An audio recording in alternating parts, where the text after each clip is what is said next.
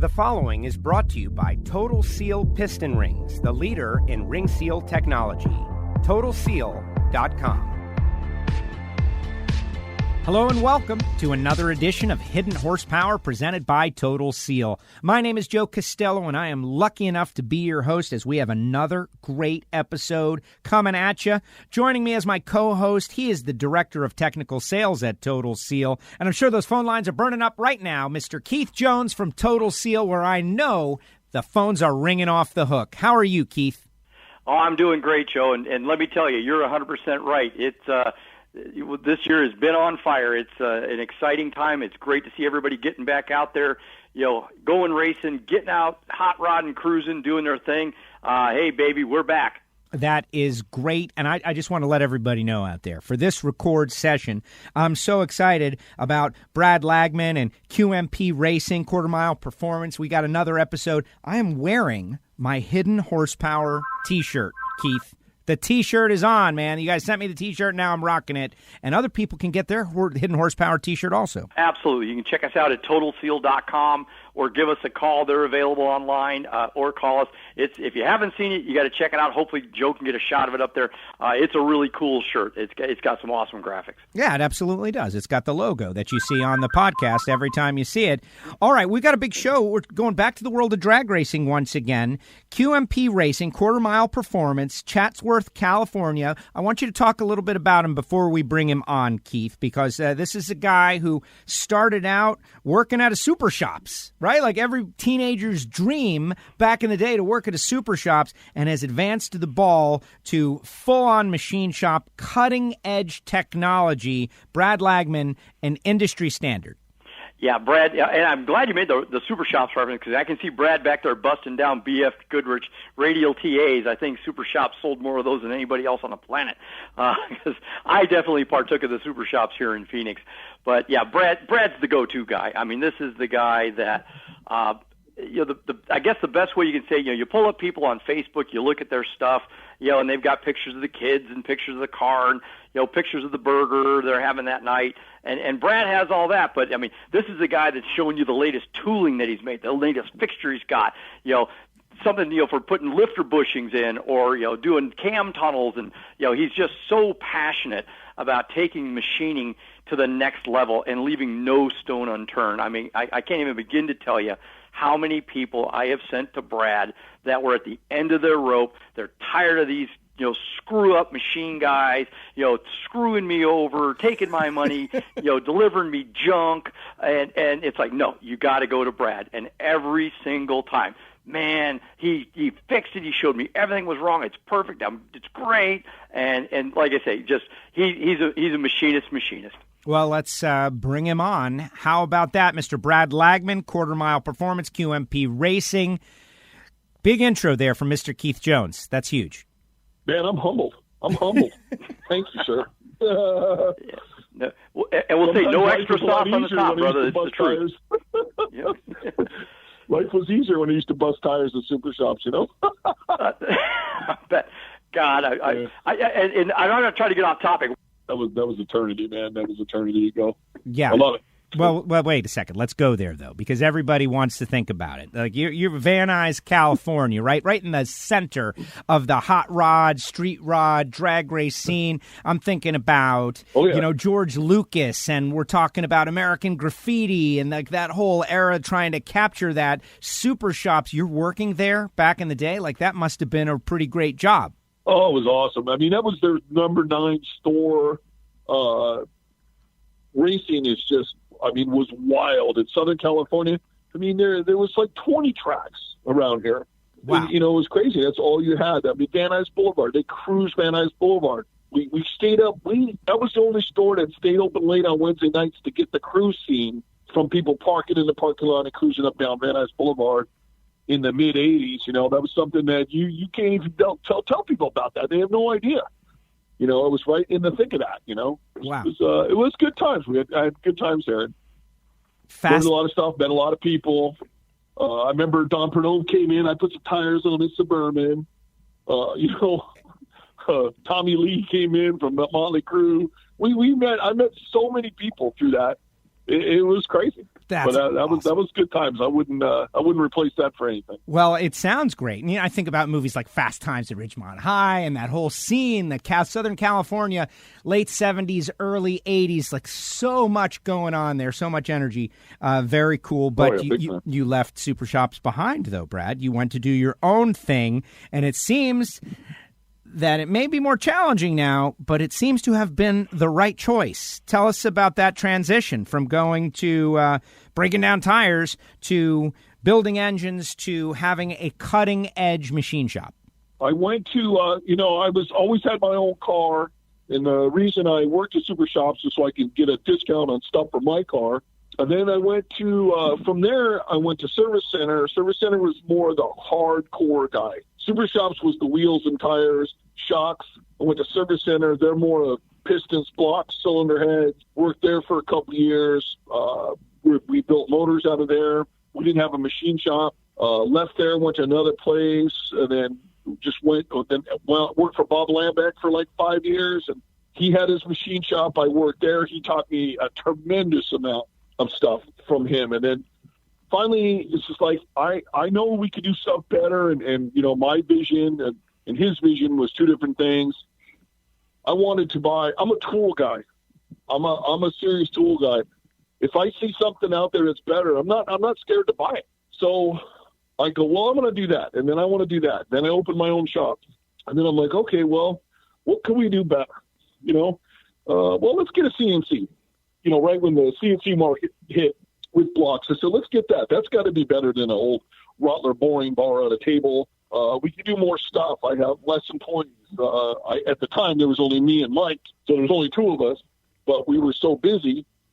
We did that, and then we bought the dyno, and then we expanded, got more people, and then I kept working with the home. I had a guy come in, and he told me, he goes, Brad, I love your shop. I could work in your shop. This guy, if he hears this, he knew who he was.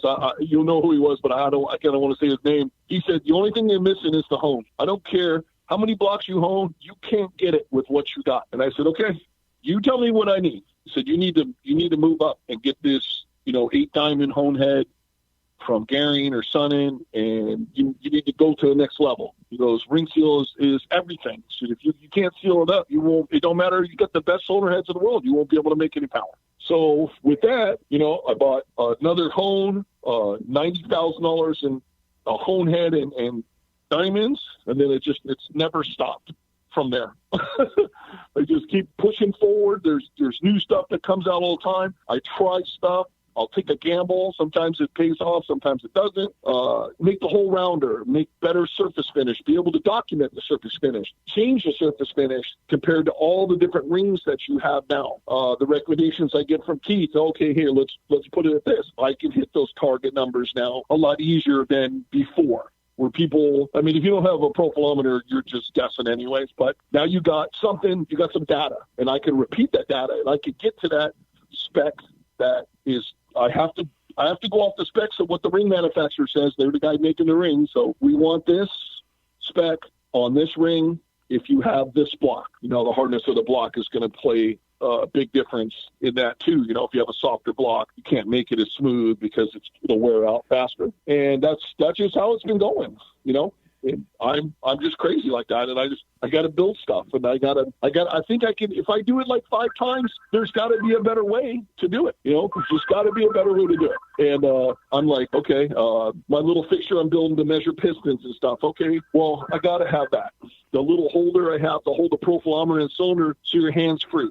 Everybody needs that. It's too hard to hold it. And then if you make it easier to do, more people will do it. Well, I was going to hit it like this because, I heard that phone ring. I'm going to say, hey, Brad, it's Keith Jones, longtime listener, first-time caller. Just wanted to get your feedback on bore geometry. This is something we always talk about, surface finishes, and we've really gone down that rabbit hole, and it's extremely important. But, Brad brought up, the 8-stone head, the 12-stone head, the 10-stone head. Hey, bore geometry is as important as bore finish. And, if Brad wants to touch on that a little bit, what he's seen as he's gone to more and more stones in the head, because, not to disappoint a lot of people out there, but I've seen so many guys with a in a great old machine, the old CK10, two-stone machine. Think they really got it great. And then you put it into a machine with multiple stones, and the machine's shaking like he's, honing out a stop sign and things, so not round. And I just wanted to get your take on that, Brad. Oh, for sure. I mean, I did a test a long time ago, and I ran the two-stone head from the CK10, a four-stone head that came with the SV10, compared to the 8-stone head, and I sent it out and it had it all tested with a PAT gauge. Now the problem is that I don't have one of those. It's $100,000. I was just going to say that.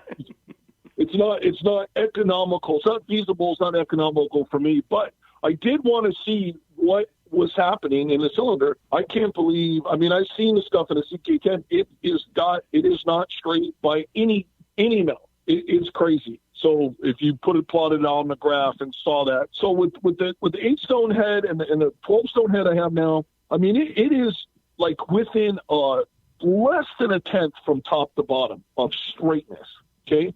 If you don't get it absolutely straight and you go to finish it with a diamond, it will not have it won't be consistent on your surface data, because it'll be a little bit of tight at the bottom or a little bit of tight at the top. That means it's going to rub a little bit harder in something that I'm only going to run for 8 or 9 seconds. So I've seen that. Roundness is everything. Consistency from top to bottom is more important than you think, not in a running motor. If you had a half a thousandths of taper, who cares? I don't even think that would matter. But if you try to maintain it at average surface finish, consistent, for say like 3 inches down from the top, which in my case I really don't care about. I'm looking at it from, say 300 thousandths from the top, 500 thousandths lower than that in your combustion area of where the ring really needs to seal. Then you need to make sure it's not smooth enough that the oil's falling off the cylinder wall and you can't retain it and burn the ring out. So it just gets better when you add more diamonds. So now what I've been doing as the poor man's PAT gauge, I use a Sunnen digital bore gauge. So it measures in hundredths, something you can't even see in a regular bore gauge. You're just going to guess, it's in a tenth, and that's a lot. I mean, that's pretty round. And then I plot it into the software from Performance Trends, and it lets me go around the cylinder in 6 places in 3 different levels. And the gauge is, I rock it, and it freeze holds it, sends it to the computer. I don't have to do anything. So it's easy to do now. Well, now you plot it out. You could plot a report. You could plot a graph and go, man, what's happening here? Or, wow, this is pretty good. And so that is my version of the poor man's PAT gauge. That's affordable to anybody. You've touched on a couple of things already that are like, religion to hidden horsepower listeners, one of which is own a profilometer, which obviously Keith will be happy to hook the audience up with that. But I also love the fact that you mentioned that I'm not afraid to buy stuff. Like you want to be involved. You want to know what the latest thing is, the cutting edge thing. And not everybody is that way, Brad. There are a lot of people that once they find something that works, they stick with it. And maybe it works for a little while, and then maybe it stops working and they don't even know it. Where did you get that? I'm just, that's just in my DNA. That's my bill of materials is there's got to be a better way out there. I mean, I can make something better. Like I said, if I do it 3 or 4 times, I got an argument with a tuner about this, say, like 2 years ago.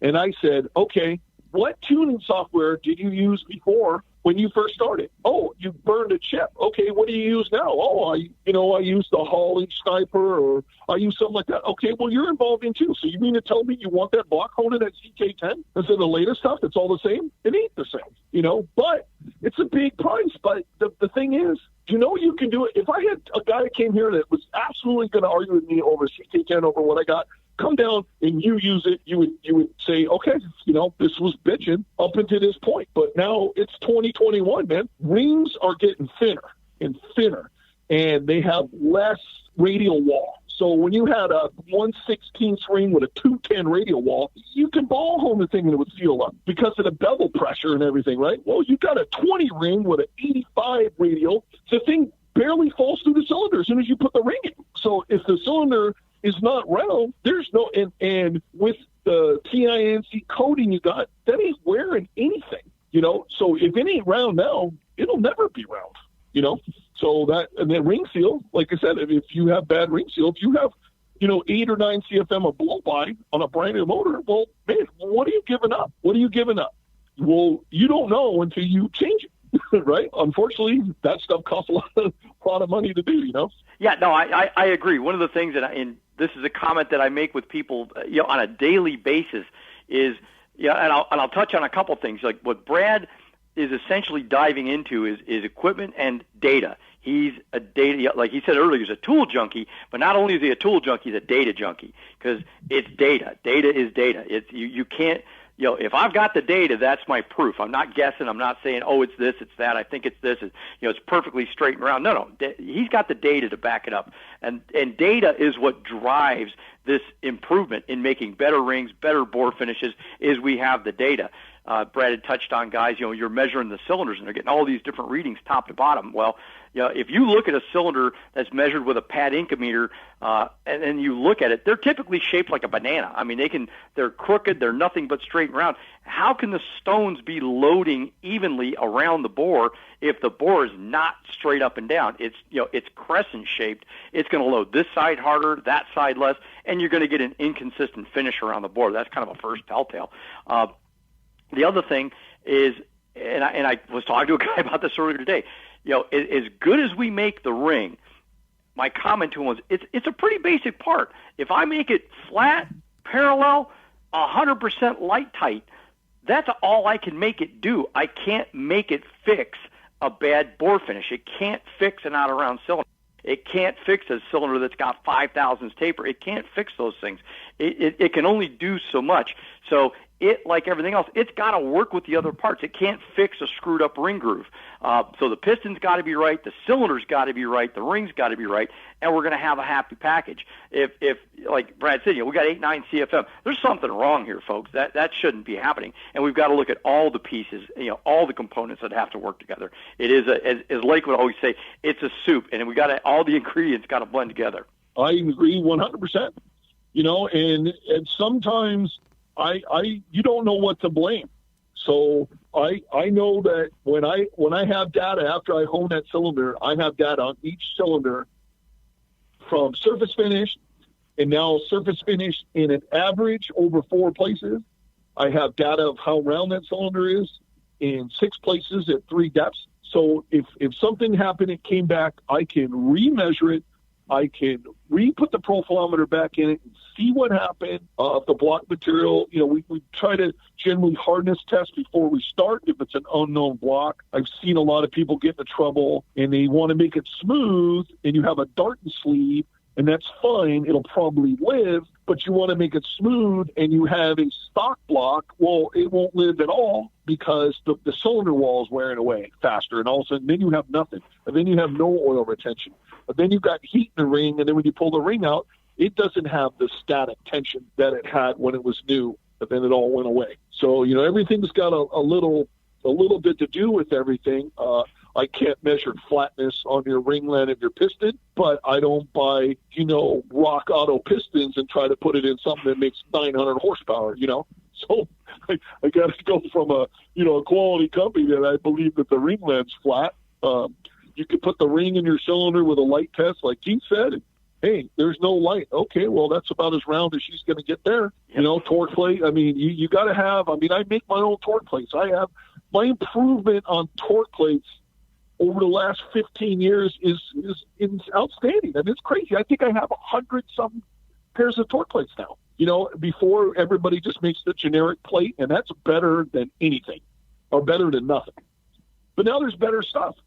And so I like to hone it, and then I like to come back and put the cylinder head on it, come back into the bottom, and try to measure it again, and try to get that to equal up. Your plate is rigid, but your head's got an intake port, and it's on an exhaust port. It's got columns.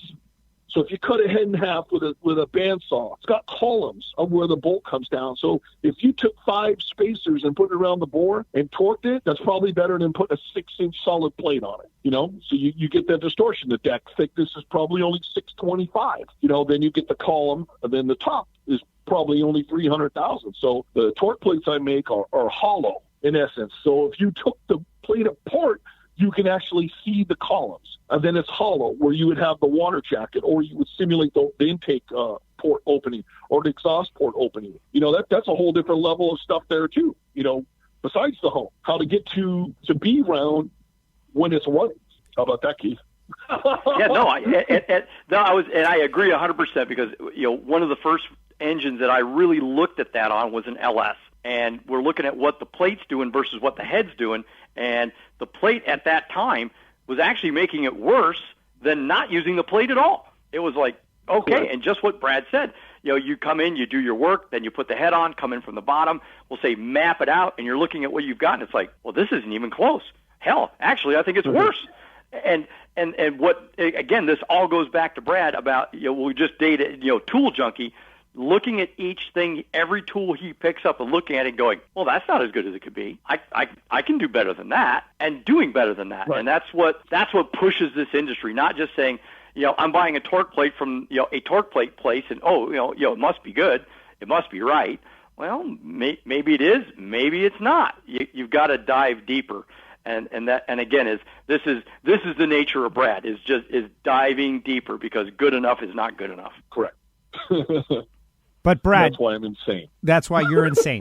But what I noticed, though, is you're not unwilling to share that information. You told us right away, like we've got all kinds of machine shop guys listening to this right now, and you just told them what to do. You told them what you do, and you told them what to do, and you don't seem concerned with keeping like proprietary secrets to your success. Why is that? Everybody used to have secrets and stuff. You know what? There's more work around for everybody. Okay, if you want to take the next step, so be it. I have so much work coming out of my ears, it doesn't matter. So I grew up, you couldn't get anybody to tell you anything. When I first bought my diamond home, man, I struggled with that. I had vibration. I had this, I had that, and I couldn't, Sonnen couldn't help me. Gary couldn't help me. Oh, they're fine. I paid the guys to come down to my shop for a week to show them the problems I'm having. Oh, we've never seen that. Bullshit. Everybody's seen that because I get calls now that people that are getting into the diamond home stuff, I get a phone call a week, maybe twice a week. Oh, I'm having this problem. Well, I can help you on that stuff because I was the guy that couldn't get any help. I called people, and they're like, "Oh, well, you should already know." What? How do I know? I just got it, and it was frustrating. And it's hard enough to run a business than to be frustrated because when you get frustrated, then nothing works. So I share that stuff. You want to use it? This is my opinion. You want to use it? I could show you with data, hard numbers of what it does compared to this. So whether you believe it or not, doesn't really matter. And you can improve because I'm that type of guy that's always looking to improve on stuff, and I just can't help it. But I'm willing to share it. I talk to people all the time, and believe me, Keith and Kevin and Matt and all those guys, they send a lot of people to me, and either it's a problem or it's another shop that's having a problem or whatever. And I'm here. I can't stop when I'm working, but you drop me a message, I'll get back to you. Yeah, no, absolutely. I just recently had a good friend and customer that's having some issues, and he sent Brad his hone head and diamonds, and Brad took the time to help him out because this is what Brad just said, and I'm not trying to slam anybody out there in this industry, but I hear this all the time, and not just about it's service after the sale, folks. I mean, whether it's machine equipment or abrasives or whatever it is, it's service after the sale, and I'm not patting ourselves in the back. That's a big part of what we are here is answering that phone call, answering that question, like Brad, helping people out, whether it's our product or somebody else's product. We're, you got to help each other. This, as Brad said, there's plenty of work, there's plenty of sales, there's plenty of everything out there. If we all help each other bring this, make it better, then we're all better for it. It's frustrating when you can't get anybody, to answer that phone call. Plus, the end result is the customer's got to be happy because we want the customer to be happy because he's going to bring more customers. And that's how we need to keep going in this industry. You get one big money guy drop out of racing, man, that hurts quite a few people. Parts, sales, engines, trailers, racing organizations, right? We need that guy instead of him, going, I quit, I can't get a good job done. No. We need to get his friend and go, oh, this is working great. Well, you know what? Maybe I want to hop my stuff up to it. Okay, bing, got another customer now for anybody. I mean, I'm not talking Brad's customer, but I'm talking another customer for anybody in the whole world, right? Well, that's what we need. Our industry needs to survive on quality stuff. You know, you go to a steakhouse and you can go to the best steakhouse in the world. They give you a bad piece of meat. I don't care if everyone cooked it for you. You're going to get sick. It's going to be no good. You're never going to go back there. Well, we need people to stay in our automotive industry, right? Happy customer is a good customer, right? Yeah, 100% agree, Brad. I mean, you've got to keep them, educated, informed, help them out, because word of mouth is the most powerful tool. I mean, all the media, all the different platforms that are out there, it's word of mouth, and that's the biggest tool. And if you make that guy a happy guy, he's coming back to you. Next build, whatever it is, he's going to call you. And like the old commercial, and they're going to tell two friends, and then they're going to tell two friends.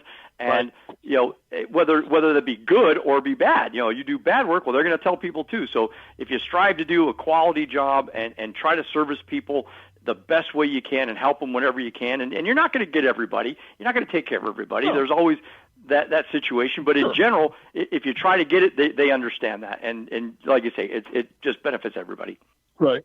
Your guy that you sent me that's in his own head was frustrated, like I was frustrated, 15 years ago, and I understood exactly what he was going through, and that's why I said I'll help you, because at that time, I mean, I was just beating my head to the wall. But then I had an opportunity. Oh, I can help you. Send it to me. Let me get to it, and then I'll get it back. I'll use it, and I give it back to him. It seems like everything's good now, but I didn't have that option before. I mean, and I didn't want to turn him off, and he saw that he used it. And it made difference on the dyno and everything else. And he was extremely happy with it. He just had to get through the learning curve.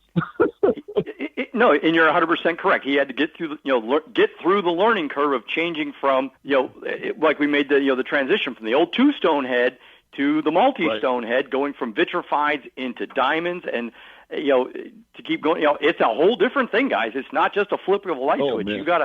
You got to be willing to work with this thing. You got to be willing to spend time on the weekends working on an old junk block. This is not, and like you say, having that support system out there to say, oh no, try it like this, or do this like this, or now you're putting too much load on it, or you need to go clean that stone. You got a stone that's loaded up. That's why it's doing what it's doing. To have that answer, that data and answer, it makes all the difference. We'll say I know you wish you had that when you were now you're the answer man. Yeah, right. Yeah, I definitely wish I had that. Let me tell you, it was pretty frustrating, but it's good now. It's all good now. So like I said, I don't mind helping people out at all, telling them different stuff that I do. I post enough stuff on Instagram and stuff so people actually see what I'm building. There's no black magic here. Everything, you can see everything that I do. I'm not hiding anything. I'm not working for Hendrix or something where everything's totally secretive, so my stuff is out there. I'm a privateer. On that note, social media, podcasts, for instance, Total Seal has thought, hey, let's do a podcast so we can get to our engine builder guys. And a lot of people told me, like, really? Those guys are listening to podcasts? And it turns out, yes, they are. You're very active with your social media, and you guys have chosen to, it's to put it out there for people who are interested. And maybe it's a smaller overall number than the people that are keeping up with Kardashians say, but the people that are following are genuinely interested. Yeah, and also think about the amount of people that you can hit in the internet other than putting an ad in the LA Times. It's 5 million to 1, it goes all around the world. Somebody that maybe not even be interested, flipping through it, might see something. Oh, well, what is this? Who knows? I think it touches a lot more people than we give it credit for. And lives forever. I'll give you an example. In just doing a little pre-podcast, research on you, and that's how I knew about super shops, etc.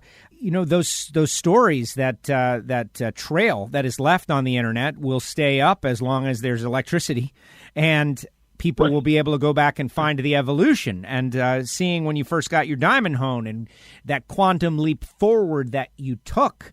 And then to hear you now a couple of years later with the experience, you kind of got through the learning curve. I jotted that down because that's something that applies to everyone, not just engine builders. Yes, right. And the learning curve is everything. You know, I bought my CNC from RMC. They flew me down there for a week. When I walked in there, I was like, I've never ran a CNC before. You know, I'm an email guy. I can run a lathe. I can run a boring bar. I can run a servicer. I walked in there, and I was like, oh, my God, I think I made a mistake. We broke for lunch. I went to the store. I bought a notebook and a pencil, came back and said, okay, I'm ready. He goes, where do you want to start? I said, turn it off, and let's start from there.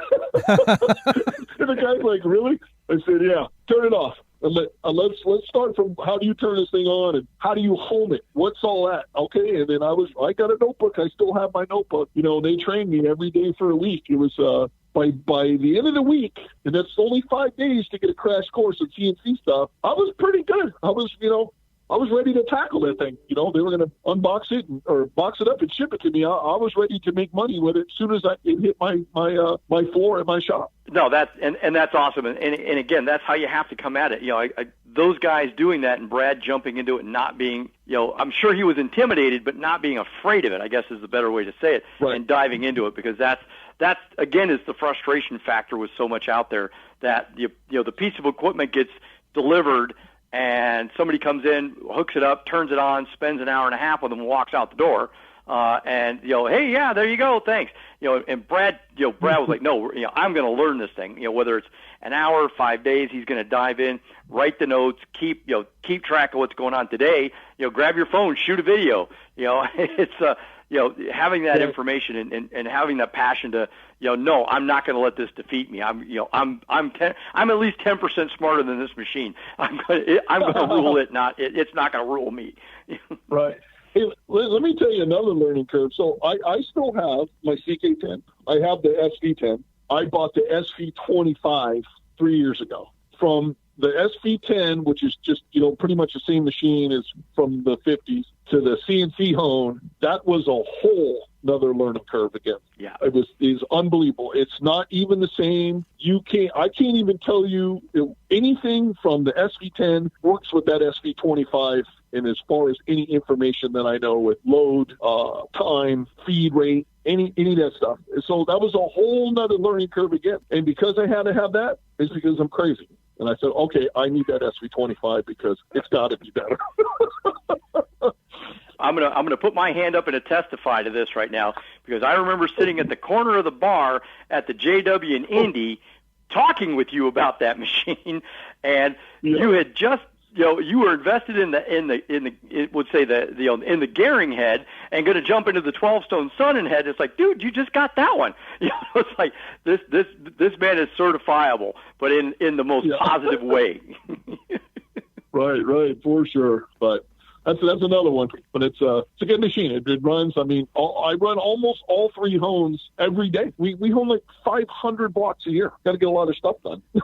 And that keeps you working. And that keeps the new equipment coming in. So how far have we traveled in that, the original Diamond Hone put you up in a new air, right, where your customer wanted you to be, and now you found all this new business. How far have we traveled since that date? Have you, I'd call that a quantum leap forward to the business that you're in now. How far have you come since then in terms of technology, equipment? Was that a big step forward that you're still maintaining, or have you traveled a long distance forward since then? You just mentioned a new machine, but what about capabilities and maintaining that high level for your customers? The SV25 is definitely better.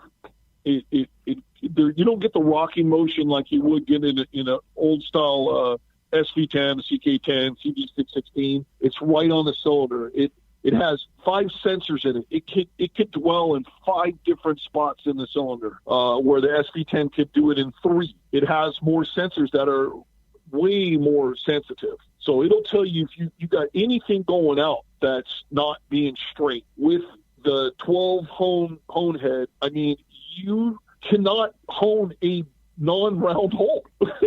I mean, it makes it round. I mean, I've seen stuff. So say like you got a cylinder that's 1,000th on a round, and you try to get that round in a CK10 with vitrified stones. Okay, it's super low pressure, but it might take 2,000ths out. I can almost get 1,000ths of out of this with this 12-stone head without taking any material out. It will just hit the high spots or the tight spots. It's craziness, and you can see it if you spray the liner with Dicam, which I hate doing because it clogs the diamonds, but you can see it, and you can see the spots it hits, and it runs for a short time. It makes the cylinder round, and then it makes it straight, but and like I said, it's straight over the cylinder and has no rocking. So there's a lot of advantage to that. But machines cost more money. The hone head costs more money. And then when you have 12 stones, now you got 12 diamonds to buy. And then you got 12 diamonds to buy for up 3, up 2, up 1, roughing. Okay, so now the money, you got to justify that, for the amount of work you do or the quality of work you do or what you're going to charge. A Joe Blow rebuild shop, it's just not even going to be feasible to do that. But, I hone, like I said, I hone that many blocks a year, and I'm crazy. So I have to have the latest stuff out. I invested all this stuff in doing it, and that's pretty much, that's the top dog they got now until they have a 16 stone head now that I was just made aware of Monday.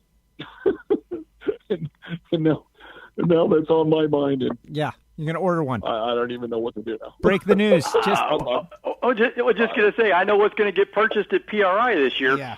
I know. Yeah, you know it. I mean, oh, my God. It's killing me not even having it, which is terrible, Now that you know it exists, you have to have it. And I know. Now let me ask a question, and I already know the answer to this. You ever considered having a garage sale, Brad? You know what? My problem is I don't even want to sell my stuff. That's exactly what I'm saying. It's like it's a one-way door. It goes in, it never comes out. Never leaves.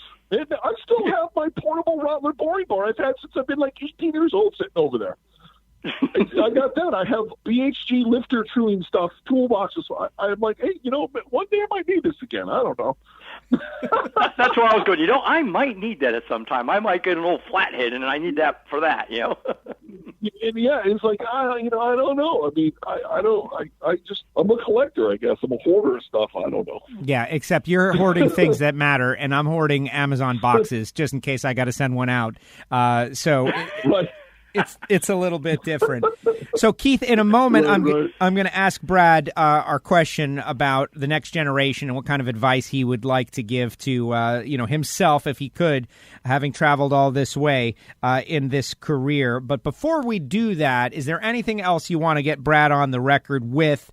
Something you want to talk about technically, something that you think the Hidden Horsepower audience would appreciate before we get to the end of the show? Well, one of the things, again, is as great as all the new equipment is and everything, the one thing that's not a piece of equipment is the passion. And it's really not a question, more of a statement. But where'd the passion come from, Brad? And that's something we can help instill in other people, because besides the equipment, besides being equipment, you're passionate about it. You care, and that makes the difference. That's a big part of it. That you have the passion to want to go to the next level and to do it better.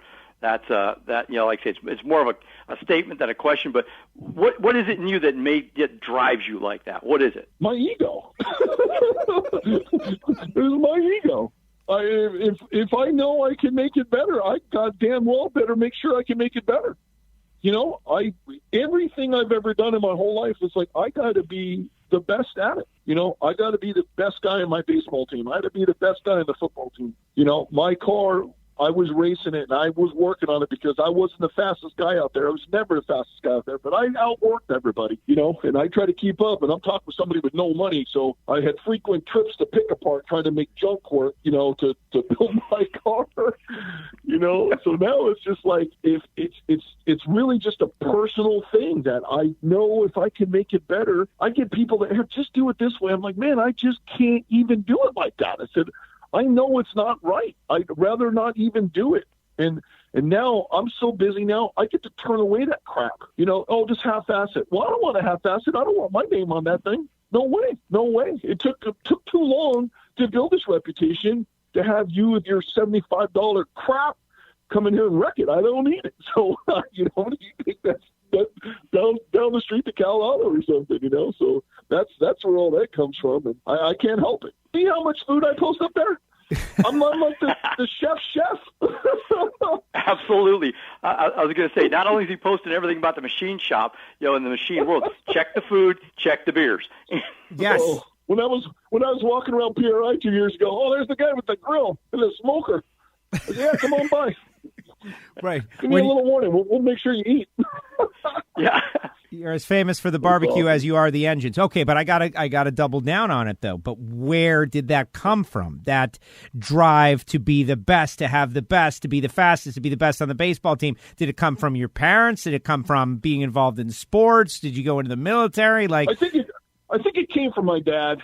And my dad, he pretty much beat that into me since, I was a little kid. Never half-ass anything. If you're going to do it right. You don't know fish, so shut up and listen. So he goes, there's always somebody smarter than you. I don't care how smart you are. The smarter guy will shut up and listen, then figure it out on his own. And I've learned that, and through my whole career, super shops, when I first started going there, people coming in, and I can't at them. Hey, I want to know a little bit about that magneto. I don't know, buddy. I better get somebody else. Okay. Well, that honesty was better, but you know what? That made me learn about that magneto. Okay, so now I read about that. So when that guy was going to come back again, I can answer his questions. So that's how I kind of was.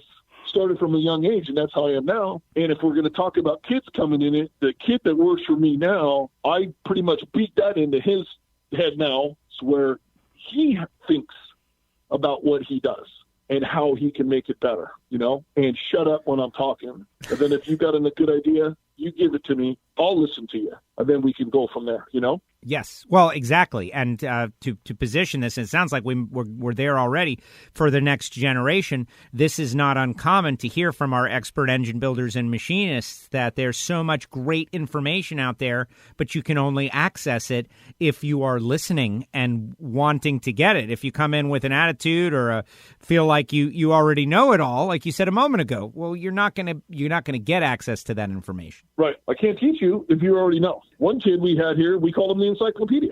Well, you already know everything. So here's the keys to the shop. I'll come back in 6 months and the fucking thing will be out of business. Okay, so you don't know anything. So let's listen. The kid that got work for me now, he's been with me for 5 years now. He's only 24 years old. He didn't know anything. He went to automotive school that he paid $30,000 for, and he didn't know how to use a torque wrench when he first came here. What did you learn in school? Oh, diagnostic. So you hooked your computer up to the glove box. Okay, bitchin'. How do you fix it? Well, I don't know. There's your problem. So how many mechanics are going to be there? Oh, I can tell you what your problem is, but I can't fix it. Well, then you're worthless. You might as well just search the fucking internet. Hey, this light came on. What do I do? Oh, well, I don't know. Maybe muffler bearing or something, So man. We have a pretty good relationship. I tell him, I say, look, I yell at you, scream at you. It's nothing personal, man. It's nothing personal. I'm teaching you like I've been taught. just trying to get him to get to the next level. Well, no, that's and I said, old school. The key thing is, I said, you don't know anything. Okay? So you pay attention to what you're doing. So if you can't get off your phone, you leave your phone in your car, okay? Because what we're working on here is big boy stuff, and I can't have you mess it up because I won't be buying people a block because you screwed up and torqued the thing to 200 foot-pounds when it needs to torque to 65. So you pay attention. You don't know? Stop. Just stop. Come get me. Ask me a question. I don't care if you do that 10 times a day because I can't have you think you know in something that you don't, okay? And they said, if you ask me the same question twice, we're going to have a big problem here. That means you're not retaining anything. And you can't retain and you can't learn if you already know everything. Back to that's the problem with the kids today. They think they know too much. Well, I saw it on the internet and, okay, well, that don't mean anything. If you look at these, my friend Jimmy Bowling said this, he goes, when Instagram kind of got popular, 7 years ago, do you see how many engine builders, not big engine builders, but you see how so much so-called engine builders lay their whole motor out in their assembly room and take all these beautiful pictures? Do you think that's real world? Not in my shop. No way. You got stuff laid out. You're measuring. You're putting that short block together, okay? You get the short block together, the next rack of stuff's coming in, right? You're hustling. You're hustling. That beautiful picture you got there with everything laid out, there's nowhere to work. You got all the parts on the table, right? He'll love it that I said his name, too. He gets me on that all the time. Well, I think this is a great episode for honesty. And that's what we need. I don't feel terrible about the future because we have run into, and Keith has as well, and I know at our Engine Expo that we were part of, some young people that are really interested. And they've even reached out to us through email about the podcast, that they love this final question because they are the you from years ago. And I think this is raw and great advice. And that's really all you can ask for, right, is to give people great advice, even if it's tough to take. Yep, right. And like I said, I'm nobody, so you can take it for what it's worth, Right. They can choose to not take the advice. That's an option for people. Right. Well, I think this has been fantastic. Give your social media accounts so that our audience, assuming that they don't follow you already, will begin to follow you and see the grill and the smoker. Oh, yeah, right on. It's either Brad Lagman or Brad at QMP Racing. Either one of those, you'll find me. Facebook, Twitter, Instagram, all those stuff, and you'll see the life and times of me. Play hard, work hard, play hard is my motto I've always had. Actually, work harder, play harder. And Love then, it. just keep going. If you're passionate, if this is my career. I mean, I've been doing this for, almost 40 years now. So I never thought I would have been this far, but now, it's still fun. It's still fun. It's a job. The business end is questionable at times, where you got a lot more stress on paperwork and stuff. And I'd rather just be out there running machines all the time. But in reality, that's not where it's at. You have to do a little bit of everything. And, sometimes I'm, Papa Brad to the kids and, so I have to straighten them out. And, so everybody, there's 7 of us here, so sometimes I feel like I'm in elementary school, but, we straighten that out and, we move forward, but we got a pretty good little family here and everybody's pretty happy. Got a couple guys that are, not even, there's 3 of us are not even 25 years old, so that's hard to find. Most people, hard to find a good kid. They're out there. They're definitely out there. That's they it. Just have to, want it. They have to want it. I totally agree. They have to want it. I want it, but I'm 48 years old, so it's over for me. I'm doing podcasts instead, which is great. Which is great stuff. Brad, thank you very much for spending time with us on Hidden Horsepower. Keith, got any final thoughts for Brad before we let him go? I just wanted to say thanks, Brad. I appreciate it. It's been fantastic. You brought back a pile of memories because let me tell you, brother, I busted tires as a teenager, in the Phoenix heat. And I think every one of these guys should start out doing there because if you can bust tires all day in the middle of summer, you got a work ethic. You're going to get after it. And the comment about feel like the teacher in the class. I'm thinking Cheech and Chong's Sister Mary Elephant class. It's been a riot, and I really, really appreciate you coming on board and sharing your information, sharing your knowledge with everybody. And this is global. I get comments every day about the podcast. I just had to look up a country. Guy reached out to me this morning. It's a little island off the the Galapagos. I mean, out in the middle of the and it's like this guy's listening to the podcast, and he's on this little island out in the middle of the ocean. And so awesome. it gets everywhere. Yeah, it is. They got one internet wire for the whole island. That's beautiful. I think so. Excellent stuff. That's Brad, awesome. Thank you very much. We really appreciate it. Great job. And thank you for, sharing. Like this was a data download and I really loved it. Thank you for sharing here on Hidden Horsepower. Awesome. You got it, buddy. Thank you guys. Thanks a lot, Brad. And there you go. Brad Lagman with us. QMP Racing, quarter mile performance. Man, I loved that guy because his enthusiasm and obviously a very straightforward nature. What is it? Work harder, play harder, that kind of deal. And that's right up my alley. And I think that's what this podcast is all about, Keith. Yeah, absolutely. Brad's one of those guys. He's going after it. And I'll say this, for those who know Brad, he was actually kind of reserved on this particular episode.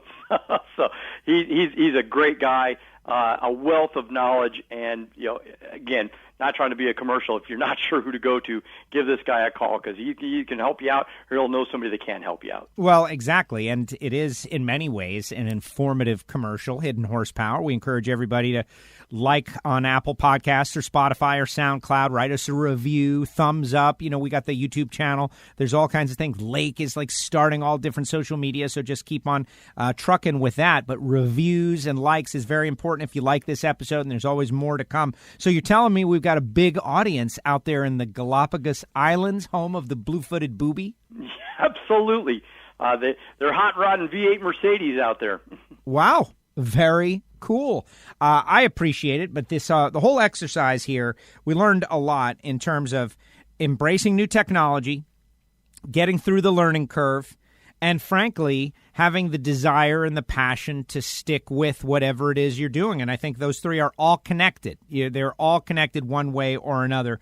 Let's assume that there's some engine builders out there, there's some machinists out there who are working for customers or working on their own projects, and they want to get the most out of their engine, Keith, and they're thinking about ring seal. What should they do? Who should they call?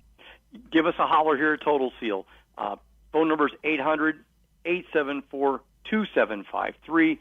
Give us a holler, ask the questions, go to the website. There's a ton of great information on there. We're on Instagram, we're on Facebook. All the previous episodes, there's just a wealth of knowledge on our YouTube page. Check all that out, and as always, you're always welcome to give us a call, and just kind of like Brad, ask questions. That's how we learn. We're going to, if you're not sure, ask somebody. Don't just assume this is what you need to do or guess at it. Reach out, make a call, and make sure you're going the right direction. And you can even get a Hidden Horsepower T-shirt on the website, TotalSeal.com. Keith, another great episode. I really appreciate it. I learned so much. Thank you so much. Oh, no, thank you, Joe. I really appreciate everything you do and taking the time out of your day. He's Keith Jones, the Director of Technical Sales at Total Seal. I'm Joe Costello at WFO Joe. If you're on the social media and you're looking for Brad and you happen to find me as well, you can follow along on Instagram and Twitter, WFO Joe. I host the WFO Radio podcast, and I am super excited about these episodes of Hidden Horsepower. So check out the feed, write us a review, give us a thumbs up. More episodes to come. Hidden Horsepower, presented by Total Seal.